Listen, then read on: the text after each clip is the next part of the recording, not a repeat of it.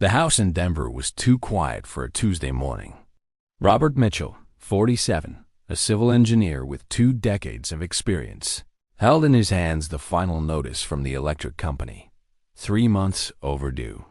His wife Sarah had left for work at the grocery store, a job she never imagined needing at 45, after 15 years as a stay-at-home mom. The kids, Emily, 16, and Jake, 14, were still sleeping, unaware that the family was just 2 weeks away from losing the home where they had grown up.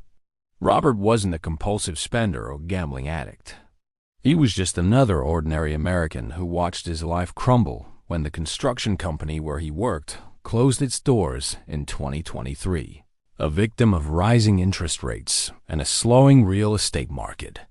According to Bureau of Labor Statistics data, more than 2.3 million Americans lost their jobs between 2022 and 2023, with 34% being over 40, an age group historically more difficult for job placement. What Robert didn't know in that desperate moment was that his story of downfall would also be a story of rebirth. Like thousands of other middle-aged Americans, he was about to discover that bankruptcy, however devastating it seemed, could be the beginning of a transformative professional reinvention. In the United States, Small Business Administration data shows that entrepreneurs over 45 are 70% more likely to create successful businesses than 25-year-olds, thanks to accumulated experience and the network of contacts developed throughout their careers. Robert's journey began at the darkest moment, when he decided he wouldn't give up. 3 days after receiving the eviction notice, he enrolled in a solar energy technical course at Colorado Community College, a growing field in the state, driven by federal clean energy incentives. It was a courageous decision for someone who had always worked in traditional construction. But Robert had done his research.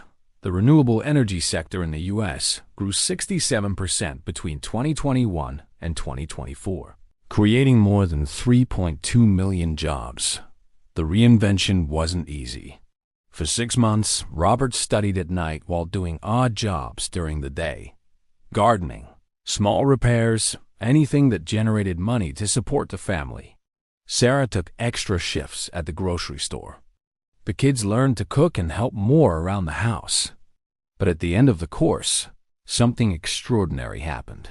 Robert not only got a job at a solar installation company, but also identified a market opportunity that others couldn't see. Today, 18 months after that eviction notice, Robert owns Mountain Solar Solutions, a company that has already installed solar panels in more than 200 homes in Denver and the surrounding area. His monthly revenue has tripled compared to what he earned as a civil engineer, and he employs 5 people, including 2 other professionals who, like him, lost their jobs in civil construction and reinvented themselves in solar energy. The most powerful lesson from Robert's story lies not just in choosing a new professional field, but in understanding that middle age, far from being a limitation, can be the phase of life with the greatest potential for successful reinvention. All the signs were there, but Robert Mitchell chose to ignore them. Like most Americans, he believed his financial situation was temporary, that things would improve next month. This is how 67% of American families who declare bankruptcy reach the breaking point, denying reality until it's too late. Margaret Torres, a financial consultant in Phoenix, Arizona, has seen hundreds of cases like Robert's throughout her 20-year career. Bankruptcy rarely happens overnight, she explains to her clients. It's a process that can take months or even years, but people only realize it when they're already at rock bottom. Margaret developed what she calls the financial alert system, after witnessing entire families lose everything for not recognizing the warning signs.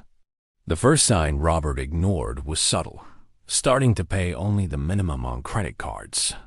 It seemed like a smart solution to free up money in the tight budget. But according to Federal Reserve data, families that pay only the minimum on cards for more than 3 consecutive months are 340% more likely to fall into serious default in the next 18 months. The second sign was even more dangerous: using credit cards to pay basic bills like groceries and gas. Robert justified it by saying it was just until the next paycheck. But that's exactly the trap that captures millions of Americans annually. Janet Parker, 52, was a sales manager at a car dealership in Detroit when the signs began appearing in her life. Unlike Robert, Janet recognized the alerts in time. When she realized she was using 78% of her monthly income just to pay debts, a critical indicator that Margaret Torres considers. Red zone. Janet made a radical decision. She sold her $280,000 house, paid off all debts, and moved to a rental apartment. The decision seemed drastic to friends and family, but Janet had done the math with mathematical coldness. Keeping the house, she would be bankrupt in 8 months. Selling and starting over, she would have 18 months to reorganize financially. During those 18 months, Janet enrolled in a digital marketing certification program at the University of Michigan, a field that had always interested her, but she never had the courage to explore. What Janet discovered was revolutionary. At 52, she didn't need to compete with 22-year-old recent graduates. She could offer something they didn't have: 2 decades of experience in sales and customer relationships. Today, 3 years after selling the house, Janet is a partner in a digital marketing agency specializing in dealerships, serving clients throughout the American Midwest. Her current income is 40% higher than when she sold cars, and she works from home, something unthinkable in her previous career. The difference between Robert and Janet wasn't in the severity of the financial crisis. Both were equally close to bankruptcy. The difference lay in the ability to recognize warning signs and make preventive decisions before it was too late. Margaret Torres summarizes this lesson in a phrase that changed the lives of hundreds of her clients. Bankruptcy is preventable for those who have the courage to act before hitting rock bottom. But for those who have already reached there, it can be the springboard to a better life. Robert's first day of class at Colorado Community College was also the day he discovered he wasn't alone. The classroom was full of men and women between 40 and 60 years old, all there for the same reasons. They had lost their jobs, faced financial crises, and decided that the only way out was professional reinvention. It was like a club no one wanted to join, but where everyone recognized each other. Dr. Amanda Chun, economist at the University of Colorado and specialist in family financial crises, spent the last 5 years studying the phenomenon she calls American middle-age bankruptcy. Her data is revealing. Between 2019 and 2024, the number of Americans between 45 and 65 who declared personal bankruptcy increased by 23%. With 78% of these cases directly related to job loss, combined with high medical costs, we are seeing an entire generation being forced to reinvent themselves professionally at an age that should be one of stability, explains Dr. Chen. The case of Maria Rodriguez, 49, perfectly illustrates this reality. A nurse for 25 years at a Los Angeles hospital, Maria was laid off during post-pandemic staff cuts. With a $450,000 mortgage and 2 children in college, she watched her savings evaporate in 6 months. Unlike many colleagues who sought similar jobs at other hospitals, Maria made a strategic decision: use her medical experience to enter the telemedicine market, a sector that grew 380% during the pandemic and continued expanding even after normalization. Maria invested $3,000, practically her last savings, in a telemedicine and digital health consulting specialization course. During 4 intensive months, she learned about digital platforms, specific telemedicine regulations, and how to structure effective remote consultations. The investment seemed too risky for a family already in debt, but Maria had done her research. Nurses with clinical experience and telemedicine Certification earned on average 60% more than traditional nurses. The strategy worked beyond expectations. 6 months after being laid off, Maria not only got a job as a telemedicine coordinator at a digital health startup, but also began offering consulting services to other institutions wanting to implement similar programs. Her monthly income increased 85% compared to what she earned as a hospital nurse, and she works from home 3 days a week. Thomas Wright, 55, followed a different but equally effective path. After losing his job as a production manager at a General Motors factory in Detroit, Thomas decided to turn his 30-year hobby, classic car restoration, into a profession. Using the $15,000 severance pay, he set up a shop specializing in American cars from the 60s and 70s in his own garage. What started as desperation became lucrative passion. Thomas discovered there are more than 2.3 million classic car collectors in the United States, and most face difficulties finding specialized mechanics. Today, 2 years after the layoff, his vintage motors restoration has a 4-month waiting list and monthly revenue higher than what he earned at GM. More importantly, at 57, Thomas finally found a profession he can practice until 70, something unthinkable on the factory floor. The common lesson in Maria and Thomas' stories is that professional reinvention in middle age doesn't mean abandoning all accumulated experience. On the contrary, it means finding creative and modern ways to apply decades of knowledge in new markets and opportunities. Small business bankruptcy in the United States tells a story that few entrepreneurs publicly admit. Even experienced entrepreneurs can fail, and fail spectacularly. David Kim learned this lesson the hardest way possible when his electronics import company, built over 15 years, crumbled in a matter of months during the supply chain crisis of 2022. David, 51, had built his company from scratch, importing electronic components from Asia for resellers in the United States. For more than a decade, the business was profitable and stable, generating annual revenues of $2.8 million and comfortably supporting his family in Seattle. But when the pandemic disrupted global supply chains and freight costs increased 400%, David watched his business model collapse in real time. Professor James Sullivan from Harvard Business School and specialist in business recovery studied more than 1,200 cases of small business bankruptcy between 2020 and 2024. His data shows a surprising reality. 67% of entrepreneurs who went bankrupt in middle age and decided to start over were more successful in their new ventures than in their previous companies. Bankruptcy, when properly processed, is one of the best business schools that exist, explained Sullivan. You learn and practice all the mistakes you shouldn't repeat. That's exactly what happened to David. After declaring bankruptcy and losing practically everything, including the family home, he spent 6 months coldly analyzing what had gone wrong. The conclusion was clear. He had built a business totally dependent on external factors he couldn't control: exchange rates, international freight, trade policies between countries. His new company should be different. Using $8,000 borrowed from a brother-in-law, David opened a consultancy specializing in helping small American businesses diversify their supply chains. His proposition was simple: use his 15 years of import experience, including all the mistakes made, to teach other entrepreneurs not to make the same failures. The timing couldn't be better.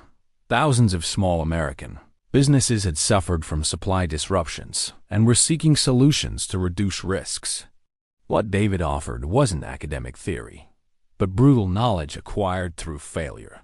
He knew exactly which suppliers were reliable, which contracts offered better protection, how to diversify geographical risks, and how to build strategic inventories without immobilizing excessive capital.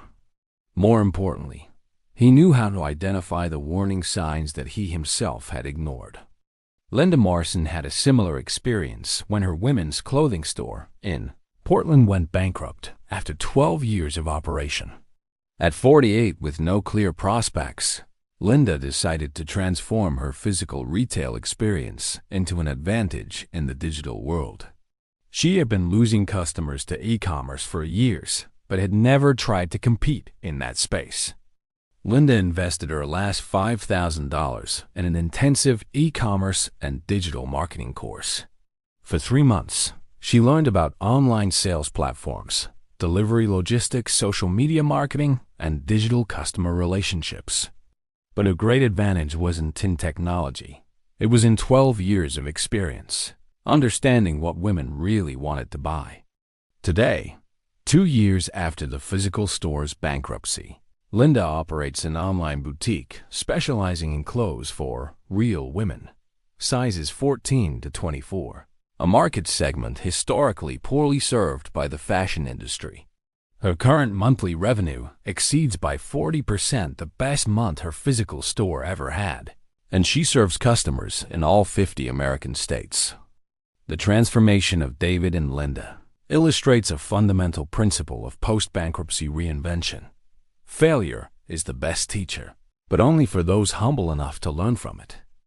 Financial education was never a priority in Rachel Thompson's life until the day she found her husband crying in the kitchen, surrounded by piles of overdue bills. Rachel, 44, a high school teacher in Nashville, discovered at that moment that the family was $67,000 in debt, a debt that had grown silently over 5 years, fed by small decisions that seemed harmless. The couple wasn't extravagant. They didn't have luxury cars, didn't travel abroad, didn't buy designer clothes. But like 73% of American families, according to a 2024 Federal Reserve survey, they made small financial mistakes that, accumulated over the years, became an unstoppable snowball. The first lesson Rachel learned was brutal. There is no such thing as a small financial mistake when you don't have financial education. Dr. Robert Chun, professor of personal finance at Vanderbilt University and author of 3 books on financial education, followed Rachel's case as part of a study on family financial recovery. Most people think financial education is about investments and savings, explains Dr. Chun. Actually, it's about behavior. It's about understanding how our emotions and habits sabotage our finances every day. Rachel discovered this the hardest way possible. The first mistake she and her husband made was treating credit cards as an extension of income. When the budget got tight, they used the card to balance the accounts, promising to pay the next month. But the next month always brought new unexpected expenses, and the card balance only grew. In 5 years, accumulated interest had turned $23,000 in purchases into a $67,000 debt. The second mistake was even more subtle. They had no emergency reserve. Every small crisis, a car repair, an unexpected medical bill, an appliance that broke, became new debt on the card. Rachel calculated that in the last 3 years, they had spent $18,000 on emergencies. That could have been avoided with a reserve of just Rachel's transformation began when she decided that it was enough just to pay off debts. She needed to understand how they had reached that situation. For 6 months, she studied personal finance with the dedication of someone doing a doctorate. She read 15 books, watched hundreds of hours of educational videos, and most importantly, began recording every cent the family spent. What Rachel discovered was revolutionary. They spent $3,200 per month on small things they didn't even notice: street coffee, snacks at work, delivery apps, digital service subscriptions they didn't even use. These were individually small expenses, but when added up, represented 40% of family income. "We were poor from 1,000 small cuts," Rachel summarizes. The solution wasn't radical, but required military discipline. Rachel created what she called the survival budget, a detailed spreadsheet where each dollar had a specific function before being spent. 50% of income was destined for basic needs: housing, food, transportation. 30% to pay off debts, 15% for emergency reserve, and only 5% for wants: movies, restaurants, non-essential purchases. The plan worked better than expected. In 18 months, today, 3 years after that traumatic night in the kitchen, Rachel not only achieved family financial stability, but also became a certified financial consultant, helping other teacher families in Nashville avoid the same mistakes she made. Her extra income as a consultant increased family income by 35%, but more importantly, she discovered a new vocation at 47, transforming her greatest failure into her greatest professional competence. Kevin Martinez never imagined he would lose his job at 53, especially after 2 decades as a production supervisor at an auto parts factory in Ohio. When the company announced the closure of the unit due to automation, Kevin received a severance of $28,000, money that seemed like a lot at the time, but which he knew wouldn't last more than a year supporting his family of 4. Kevin's first attempt was to look for similar work at other factories in the region. After 6 months and dozens of interviews, reality became clear. At 53, with a previous salary of $65,000 annually, he was too expensive for most companies, which preferred to hire younger workers for lower salaries. According to Bureau of Labor Statistics data, workers over 50 who are laid off stay unemployed on average 25% longer than younger workers. That's when Kevin made a decision that would completely change his trajectory. Instead of continuing to look for employment, he would invest part of his severance in creating multiple income sources. The inspiration came from a factory colleague who, even while employed, earned significant extra income providing residential maintenance services on weekends. Kevin analyzed his skills with mathematical coldness. 20 years of experience with industrial equipment, solid knowledge of electrical and plumbing, his own tools, and a pickup truck that could be used for work. More importantly, he knew hundreds of people in the region, former colleagues, neighbors, families from the children's school, who could become potential clients. Kevin's strategy was meticulous.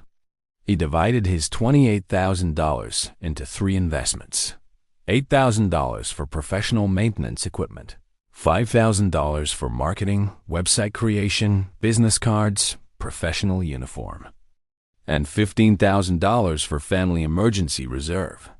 His plan was simple: offer residential maintenance services during the week and, in parallel, develop other income sources that leveraged his industrial experience. The first income source was Martin's Home Services, providing small repair services, painting, basic electrical installations, and preventive maintenance. Kevin charged $45 per hour, to 30% below established competitors, but still 40% higher than what he earned per hour at the factory. In 3 months, he had a portfolio of 25 regular clients and a 2-week waiting list. The second source emerged unexpectedly.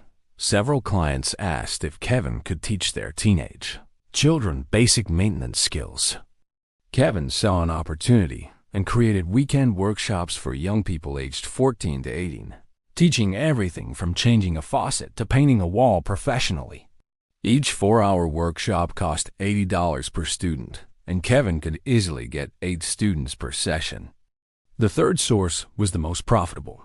Kevin began buying used industrial equipment at auctions from closing companies, refurbishing them in his garage and reselling online. His 20 years of experience gave him a huge competitive advantage. He knew exactly which equipment was in demand, how much it cost new, and how to evaluate if a used piece was worth the investment. Jennifer Walsh, economist specializing in multiple income sources and professor at Ohio State University, studied cases like Kevin's for 3 years.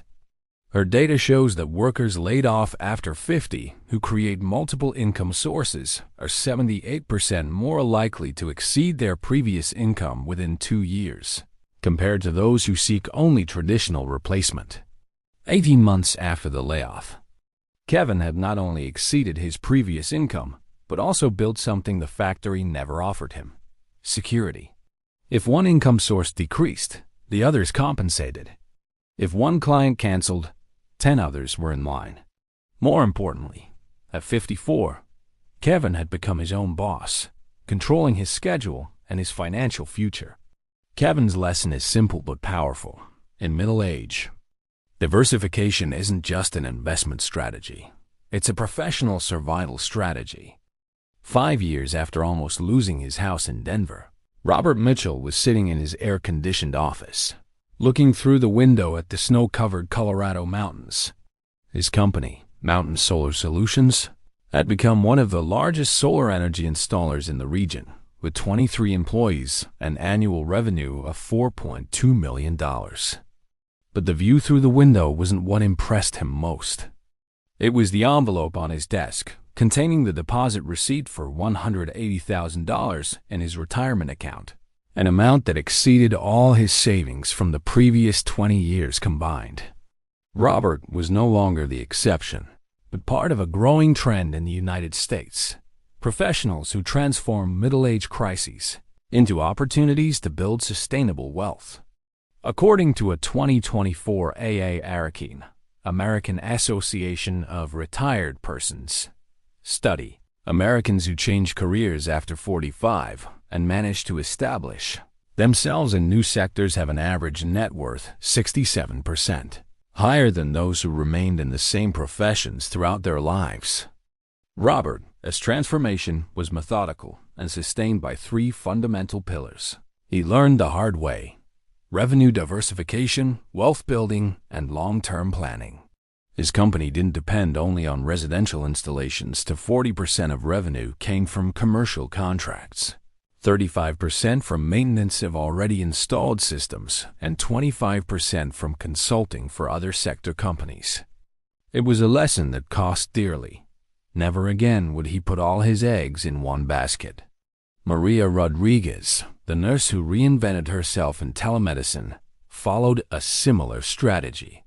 3 years after her traumatic layoff in Los Angeles, Maria had built a digital health empire that included consulting for startups, online courses for health professionals, and even a medical monitoring app she developed with 2 partners. Her monthly income had increased 220% compared to hospital times. But more importantly, she had built multiple income sources that worked even while she slept. Dr. Patricia Williams, consultant in financial planning for mature entrepreneurs and professor at the University of Denver, followed dozens of cases like Robert's and Maria's. The great advantage of professional reinvention after 45 is that these people usually have a long-term vision that young entrepreneurs do and possess, explains Dr. Williams. They're not building businesses to sell quickly, but to sustain their families for the next 20 to 30 years. Kevin Martinez, former factory worker in Ohio, perfectly exemplifies this mentality. 2 years after starting his multiple businesses, Kevin not only tripled his income, but also began systematically investing in real estate, using profits from his maintenance company and sales of refurbished equipment.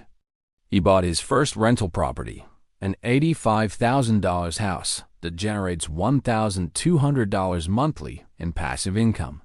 The secret isn't just earning more money, Kevin explains to other former workers seeking his guidance. It's making money work for you while you sleep. At the factory, I sold my time for money.